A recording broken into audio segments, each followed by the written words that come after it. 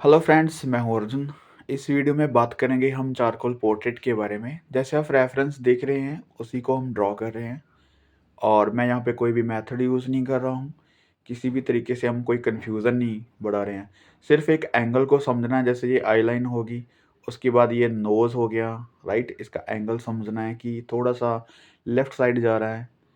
और आपको धीरे-धीरे फीचर्स की स्टडी भी करनी होगी। जैसे आईज़, नोज़, लिप्स, इनकी स्टडी आप करेंगे जितना, उतनी ही पोर्ट्रेट में चीज़ें समझ आती हैं आपको। तो धीरे-धीरे हम एंगल देख रहे हैं। जैसे यहाँ पे लिप्स स्टार्ट हो जाते हैं, ठीक है? और यहाँ से मस्टैचेस जो कि बाहर की तरफ हैं, उसी से अंदाज़ा लगाया जा सकता है कि बाहर आउटलाइन कितनी बाहर को जा रही है। और यहाँ से चिन का आइडिया लग जाता है। और यहाँ से उसकी शैडो बन रही है। यहाँ आके आई लाइन और यहाँ पे पूरा डिस्टेंस जो आइस का हमें पता चल जाता है। और यहाँ से शैडो हल्की सी, ये इस साइड वाला पॉइंट हो गया, राइट। मैं एक एक चीज़ से कंपैरिजन कर रहा हूँ कि नोज़ कहाँ पे है, उसके बाद लिप्स कहाँ पे आ रहे हैं, ठीक है। तो आईज़ ने हमें बताया कि नोज़ कहाँ पे बनेगा, किस साइड बनेगा। ऐसे अभी यहाँ चिन से हमें गर्दन और ये उसका ब्लेज़र वगैरह बनाने का पता चल जाता है कि एंगल कौन सा आ रहा है। यहाँ से अभी देखो कैप उसकी बनेगी, राइट। ये वाली आउटलाइन जो है यहाँ तक आ रही है और ये वाला पॉइंट इधर।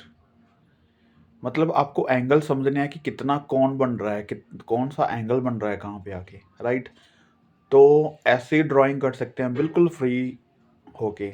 मतलब आपको ज़्यादा कुछ मिलने गिनने की ज़रूरत नहीं है। आप बड़े आराम से इस तरीके से काम कर सकते हैं।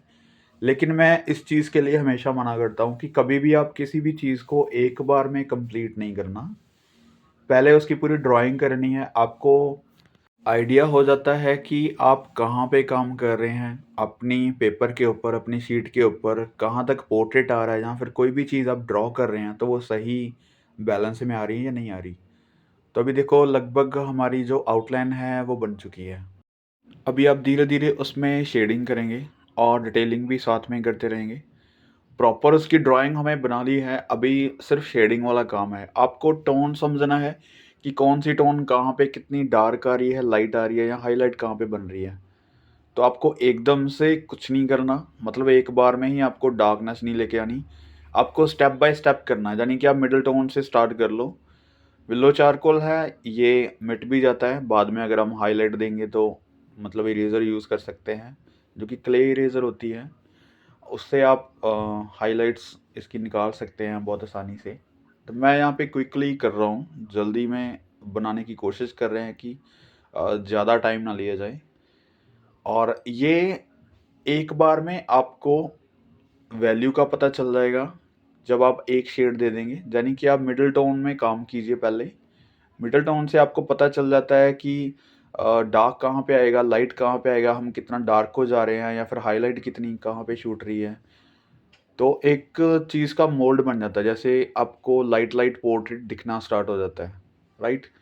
जैसे अभी आप देख रहे हैं तो हल्का सा आपको पता चल रहा होगा कि जो भी वहाँ पे शेडिंग है उसको थोड़ा सा हमने कवर किया है। तो इस तरीके के इसकी फॉर्म बन गई है। अभी नेक्स्ट स्टेप जो होता है वो हल्का सा इससे और डार्क करेंगे। जैसे हमने टोन्स बनाई हैं, जैसे फर्स्ट से लेके 5 या 6 टोन हम यूज़ करते हैं, जो कि मिडल टोन है, डार्क है, फिर एक्स्ट्रा डार्क है, फिर हम लाइट की तरफ आते हैं तो लाइट है, फिर उसके ऊपर हाईलाइट है, राइट। इस तरीके से टोन जो बनती है। तो धीरे धीरे हम उसको अभी डार्क करेंगे। जहाँ पे रेफरेंस में आपको दिख रहा है डार्क थोड़ा सा, तो आइडियल उसी चीज़ को देख के आप थोड़ा सा यहाँ पे टोन्स दे सकते हैं, उसको और ज़्यादा मोल्ड कर सकते हैं। तो ये एक तरीका है काम करने का। क्योंकि अगर हम एक ही चीज़ को पहले फिनिश करेंगे तो चीज़ें बिगड़ती हैं। आपको ज्योमेट्रिकल शेप्स प्रॉपर आनी चाहिए, आपकी पूरी ड्राइंग पहले बननी चाहिए, फिर धीरे धीरे हम उसको वर्क में लेके आते हैं। फिर शेडिंग जब होती है तो तब भी हम स्टेप बाय स्टेप काम करते हैं। कोई भी चीज़ एक बार में फिनिश नहीं करनी। जैसे मैं पूरे पोर्ट्रेट के ऊपर काम कर रहा हूँ, तो ऐसे ही होना चाहिए। आपको वैल्यूज़ के बारे में यहीं से पता चलता है कि आप किसी भी चीज़ को जब हैंडल करते हैं तो एक बार में नहीं करते, कहीं पे भी आप कोई मिडल टोन लगा देते हैं, तो मिडल टोन से आपको पता चलता है कि आपको अगला स्टेप क्या लेना है, आपको डार्क कहाँ पे करना है, कितना करना है, राइट? जैसे मैंने हल्की सी शैडो दी थी, अभी हमें डार्क की ज़रूरत है, जहाँ पे हमें पता चल रहा है कि वहाँ पे डार्क करने से ही चीज़ थोड़ी-सी क्लियर होगी। तो नोज़ है या फिर आइज़ के अराउंड है या फिर गर्दन पे है, तो जब हमें दिख रहा है कि ये ज़्यादा डार्क है, लेकिन हम एक बार में नहीं कर रहे हैं, हम धीरे-धीरे उसको स्टेप बाय स्टेप कर रहे हैं। तो आइज़ पे भी यही है, आपको एक आइज़ कंप्लीट कर ली, फिर दूसरी बनानी है, ऐसा नहीं करना। आपको दोनों आइज़ के ऊपर बराबर काम करना है और जितना एक आइज़ के ऊपर काम हो रहा है, उतना ही दूसरी आइज़ के ऊपर भी काम करना है। और ये नोज़ जैसे हम काम कर रहे हैं, इसको भी आपने देखना है कि इसको भी आपने बैलेंस में रखना है। अगर आपने आइज़ फिनिश कर ली है पूरी, तो फिर बाद में नोज़ बनाते हैं, तो उसकी ड्राइंग हिल सकती है। यानी कि आपको सारी चीज़ों को एक साथ में लेके चलना है, धीरे-धीरे स्टेप बाय स्टेप सारी चीज़ों के ऊपर काम करना है। उससे बनता हुआ पूरा पोर्ट्रेट आपके सामने आता रहता है कि आप कहाँ पे कोई चीज़ छूट रही है या फिर कोई भी चीज़ ज़्यादा करने की ज़रूरत है। तो मेन जहाँ पे जब शेडिंग की बात आती है, तो टोन्स का हमें ज़्यादा ख्याल रखना होता है। जो आप टोन्स बनाते हैं, फर्स्ट से लेके 6/4 या फिर कितनी भी आप यूज़ कर रहे हैं, तो उसका यहाँ पे अच्छे से इस्तेमाल करना होता है। आपको देखना होता है कि कौन-सी टोन कहाँ पे आ रही है। अगर कोई भी टोन गड़बड़ करती है, अगर आप लाइट की जगह पे थोड़ा-सा भी डार्क होता है या फिर डार्क की जगह पे थोड़ा-सा लाइट आ जाता है, तो आपको पूरे पोर्ट्रेट में बैलेंस नहीं होता। कहीं न कहीं वो चीज़ खटकती रहती है। ज़्यादा वैल्यूज़ के ऊपर फ़ोकस रखना है कि डार्क और लाइट के अंदर कितना अंतर है, कहाँ पे लाइट है, हाइलाइट है या फिर डार्क है। अगर आपकी शैडो या फिर शेड या फिर टोन सही जगह लग रही है, तो आपका पोर्ट्रेट या फिर कोई भी आप ऑब्जेक्ट बना रहे हैं, बहुत सही बनेगा। तो इन चीज़ों की आपने स्टडी करनी है। आप जितना पेंसिल स्केचेस करते हैं, जैसे वहाँ से आपको पता चलता है वैल्यूज़ के बारे में। जैसे ये कलरफुल पोर्ट्रेट है, लेकिन हम इसको ब्लैक एंड वाइट आइज़ से देख रहे हैं। हमारा नज़रिया जो है वो ब्लैक एंड वाइट है।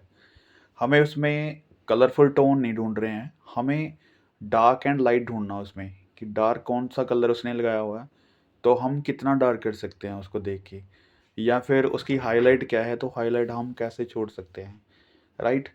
अगर आप किसी ब्लैक एंड वाइट चीज़ को कलर में बना रहे हैं, तब आपको उस टोन में कलर ढूँढने की ज़रूरत होती है। ये एक स्टडी रहती है हमेशा। जब भी आप किसी को फ़ोटोग्राफ आपने देखे होंगे ब्लैक एंड वाइट, तो वहाँ पे आपको स्किन टोन दिखती है, कोई कपड़े का टेक्सचर दिखेगा, जो फ़ोटोग्राफ होती है ब्लैक एंड वाइट, उसमें सारी चीज़ें आपको क्लियर दिखेंगी। वही चीज़ आपको अपने स्केच में लेके आनी है कि अगर कलरफुल को ब्लैक एंड वाइट में हम कन्वर्ट कर रहे हैं, तो उसका टेक्सचर नहीं बनना चाहिए, उसकी वैल्यूज़ नहीं बननी चाहिए, उसकी जो ड्राइंग है वो सबसे ज़्यादा मेन है कि हम क्या चीज़ को ड्रॉ कर रहे हैं, किस तरीके से कर रहे हैं। तो धीरे-धीरे इन चीज़ों के ऊपर एक-एक करके आपने फ़ोकस करना है। जैसे ड्राइंग की पूरी प्रैक्टिस करनी है पहले, फिर लाइट एंड शेड्स के बारे में मैंने काफ़ी सारी वीडियोज़ बनाई हैं। अब वहाँ से आप देख सकते हैं कि किसी भी ऑब्जेक्ट में हम कैसे टोन्स फ़िल करते हैं या फिर शैडो को कैसे समझते हैं। और ये पोर्ट्रेट की स्टडी तो आप जितना करेंगे, जितने आप स्टडी कर रहे हैं, उतना आप करेंगे, आपको समझ आएगा करके। ये एक मेथड है मैं जो आपको बता रहा हूँ। तो चारकोल स्टिक से मैं इसलिए कर रहा हूँ क्योंकि एक तो एक बोल्ड वर्क होता है, आपको शेड करने में बहुत टाइम लगता है, जो अब आप पेंसिल से करते हैं या फिर कोई और टूल से यूज़ करते हैं शेडिंग को।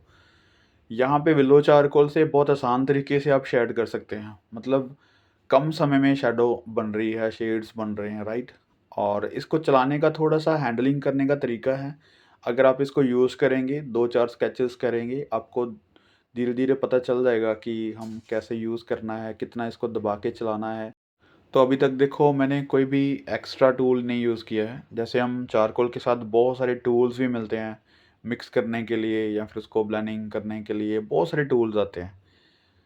तो अपनी स्किल को अच्छा करने के लिए हमें ज़्यादा टूल्स यूज़ करने के लिए मैं कभी नहीं बोलूँगा। आप सीधा डायरेक्ट चारकोल स्टिक उठाइए, उसी से काम कीजिए, जहाँ तक आप कर सकते हैं, वहाँ तक आप काम कीजिए। इरेज़र भी आपको यूज़ करने पे यहाँ पे अभी तक तो नहीं प्रॉब्लम आई है। बिल्कुल जब लाइट या फिर हाइलाइट देनी होती है कहीं पे, फिर आप यूज़ कर सकते हैं।